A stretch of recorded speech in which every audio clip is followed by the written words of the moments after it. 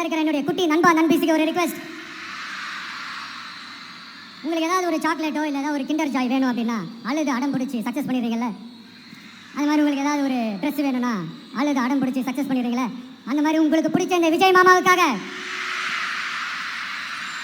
இந்த விஜய் மாமா ஜெயிக்கணுன்றதுக்காக, நம்ம தமிழ்நாடு ஜெயிக்கணுன்றதுக்காக உங்க வீட்டில் இருக்கிற உங்களுடைய அம்மா அப்பா சித்தி சித்தப்பா பெரியப்பா பெரியம்மா ஒவ்வொரு வீட்டில் இருக்கிற ஓட்டு போடுற வயசுல இருக்கிற அண்ணா அக்கா எல்லாருக்கிட்டையும் விசில் சின்னதுக்கு ஓட்டு போட சொல்லுங்க.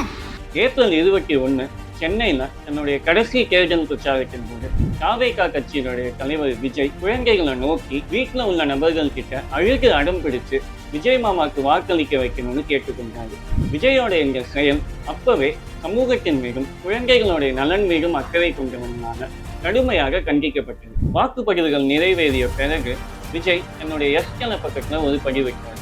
அதுல குடும்பத்தினரை வழிநடத்திய குட்டி நண்பா நண்பீஸ்க்கு இந்த விஜய் மாமாவுடைய நன்றின்னு பதிவிட்டார்.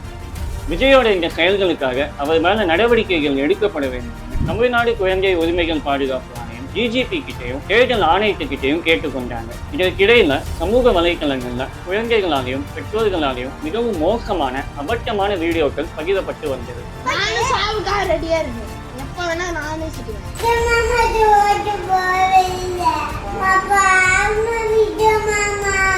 முக ஸ்டாலின்லாம் வந்து உட்காந்தாருனா நாங்களே பிள்ளைகளும் மருந்து ஊத்தி கொண்டுறோம், நாங்களும் மருந்து குடிச்சே செத்துறோம். இந்த வீடியோக்கள் இந்த சமூகத்தின் மீது அக்கறை கொண்ட எல்லாரையுமே கவலையெல்லாம் ஆழ்த்திச்சு. இந்த நிலையிலதான் ஓய்வு பெற்ற நீதிபதியான கிருபாகரன் தானாகவே முன் வந்து ஒரு பிரஸ் மீட் கொடுத்திருக்காரு.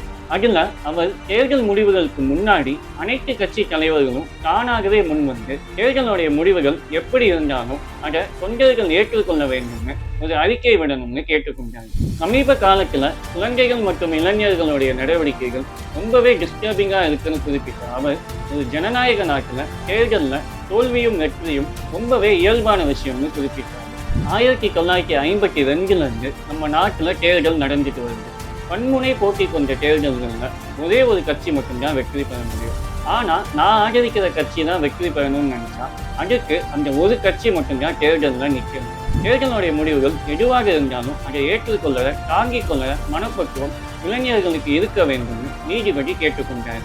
கடந்த காலங்களில் இந்திரா காந்தி, அண்ணாதுரை, ஜெயலலிதா போன்ற மாபெரும் தலைவர்களை தேர்தல்களில் தோல்வி அடைந்திருக்காங்கன்னு கூறின நீதிபதி ஒரு ஜனநாயக நாட்டில் தேர்தல் தோல்வி என்பது அரசியலோட ஒரு இயல்பான அங்கம்னு குறிப்பிட்டார். மேலும் தேர்தல் முடிவுகள் வெளியாகும் போது பெற்றோர்கள் வீட்டில் இருக்கிற குழந்தைகளையும் இளைஞர்களையும் கண்காணிக்க வேண்டும்னு தேவைப்பட்டா மருத்துவ உதவியை நாட வேண்டும்னு நீதிபதி கேட்டுக்கொண்டார்.